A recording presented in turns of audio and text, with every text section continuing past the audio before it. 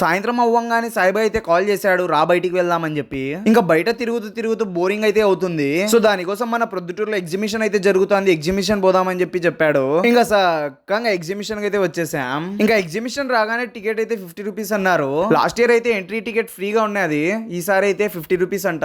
ఇంకా టికెట్లు తీసుకొని సక్కంగా లోపలికి అయితే వచ్చేసాం. మనం ఎంటర్ కాగానే ఇంత పెద్ద టాస్కా ఇదేందిరా బాబు, తలకాయ కిందికి కాళ్ళు పైకి పెట్టేసి ఏలాడుతున్నారు వీళ్ళైతే. ఈసారి మన ప్రొద్దుటూరు ఎగ్జిబిషన్ లో అయితే కొత్తగా ఏం పెట్టలేదు. లాస్ట్ ఇయర్ ఏమేమి ఉన్నాయో సేమ్ యాజ్ ఇట్ ఈస్ ఈసారి గానీ అవే పెట్టారు. ఇంకా మనకైతే ఎక్కడ ఊగడం అయితే ఏముండవు, ఓన్లీ తినడమే.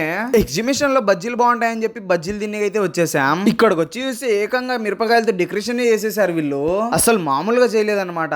అసలు ఇక్కడ బజ్జీలకి కూడా టోకన్లు అంట.